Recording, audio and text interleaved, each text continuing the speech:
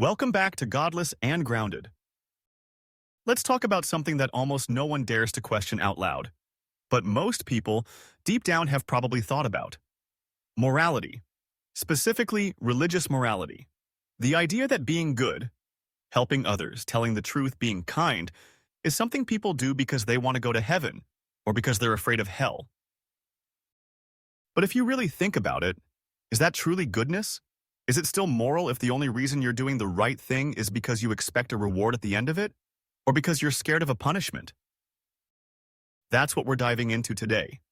If someone does something good, not because they care, not because it's right, but because they want points for heaven, is that really good, or is that just spiritual self-interest?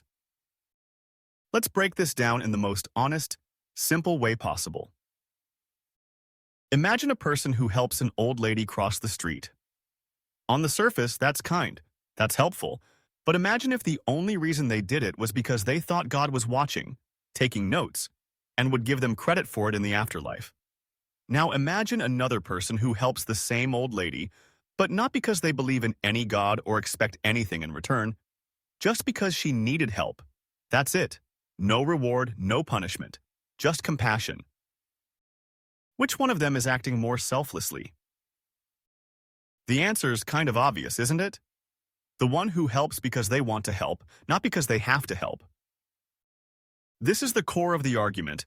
When morality is based on a promise of heaven or a threat of hell, it's no longer really about morality.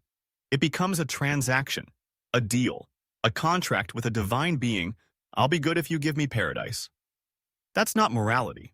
That's a bargain. And it's not just a small issue, it's a fundamental one. Let's take a step back and think about what morality really is. Morality is supposed to be about doing the right thing, even when it's hard, even when no one's watching, even when there's nothing to gain. That's what makes it powerful. That's what gives it meaning. Take away the reward and punishment system, and what you have left is the real core of goodness: empathy, compassion, fairness. But religion, for the most part, ties morality directly to consequences. It says, be good or else. Or, be good and you'll get something amazing. Let's look at that more closely. If you're religious, you might be told to feed the poor, help the sick, forgive people, tell the truth. All of that sounds great, right? But the motivation behind it is often this: God is watching. God will judge you. God will reward you. That changes everything. Doing something because of fear or reward is not the same as doing it because it's right. It's like a child cleaning their room only because they'll get candy, or because they'll be punished if they don't. Would you say that's maturity? Or is it just fear management? Let's say there's a man who never commits murder. That's good. But what if the only reason he doesn't kill someone is because he's afraid he'll go to hell? Now imagine another man who doesn't commit murder because he believes it's wrong, because he doesn't want to harm another human being, because he values life. Who would you trust more? The one who's only behaving because of fear, or the one whose morality comes from within? Religious morality often says that people are naturally bad, and only religion can make them good. But isn't that a bit insulting to humanity?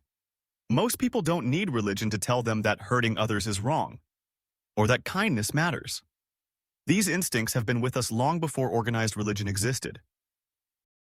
In fact, humans lived in tribes for tens of thousands of years before the major religions we know today ever appeared. And those early humans helped each other, protected one another, shared food, and raised children together. Not because they believed in a particular god, but because cooperation was necessary for survival.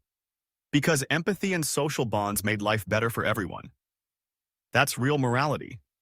It comes from within, from understanding each other's pain, from knowing what it feels like to suffer and not wanting others to suffer too. Now let's flip the coin. If someone only behaves because they think a God is watching them, what happens when they stop believing? What happens if they think God is no longer watching? Does their morality disappear too? That's dangerous. Because it means their actions were never truly theirs. It was always about fear and reward. and fear-based morality is fragile. It can break down easily. True morality, the kind that sticks, comes from empathy, not theology.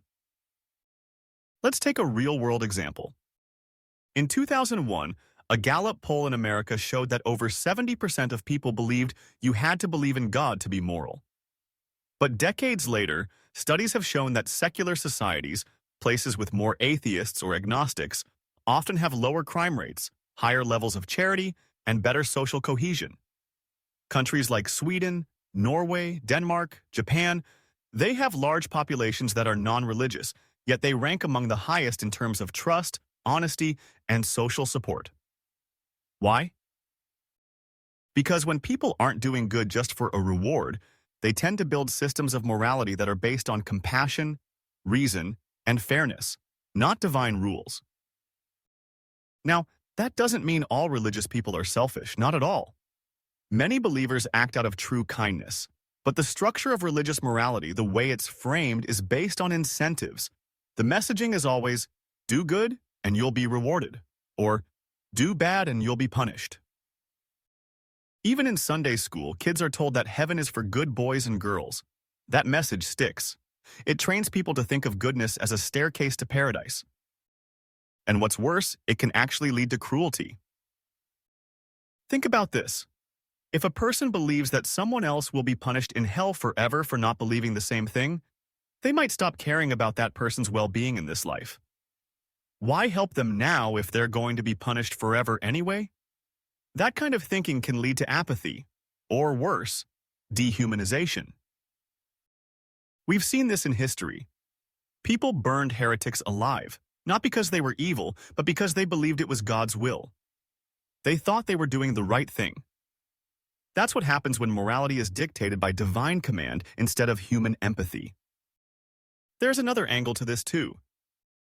If someone is promised heaven just for following certain rituals, like praying 5 times a day, or fasting, or attending religious services, then those rituals can start to feel like shortcuts to morality. As if checking the religious boxes is enough, even if you're cruel, dishonest, or unkind. We've all seen it. People who are deeply religious never miss a prayer, fast regularly, but lie, cheat, or treat others horribly. Why? Because in their minds, their morality is already secured. They're doing the right things. Their spot in heaven is booked. This is where the system starts to crack. When being moral becomes about following rules, instead of caring for people, it loses its meaning. Let's say you see a beggar on the street. One person walks by and ignores him, thinking, I gave money at the mosque, church, or temple last week. That's enough. Another person stops, asks if he's okay, offers food, listens to his story. One is checking a religious box. The other is being human. Which one is more moral? Again, this isn't about bashing religion. It's about asking honest questions. If we say morality is just about following God's rules, then what happens when God's rules contradict our basic sense of empathy? There are religious texts across all major religions that command violence, slavery, or the oppression of women. If morality is just obedience to those texts, where does that leave conscience? In fact, when religious people disobey their scriptures in order to be kind, that's actually proof that real morality is deeper than religion. If you reject cruelty in scripture because you feel it's wrong, it means you're using your own sense of right and wrong. And that's powerful. Morality without religion is possible, and morality with religion isn't automatically good. Here's the heart of the issue. When you take heaven and hell out of the equation, what are you left with?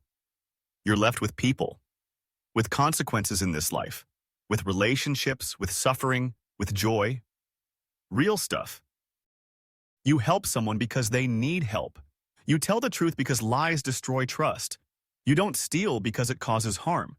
You act with integrity, not because you want eternal bliss, but because it's the right way to live here and now. That kind of morality is honest. It's grounded. It doesn't rely on an invisible judge in the sky. It relies on the real, visible impact of our actions on the world and the people around us. And in the end, That's what really matters. So next time someone says you can't be moral without God, ask them this. Is it still goodness if you're only doing it for a reward? Because true morality doesn't need a prize.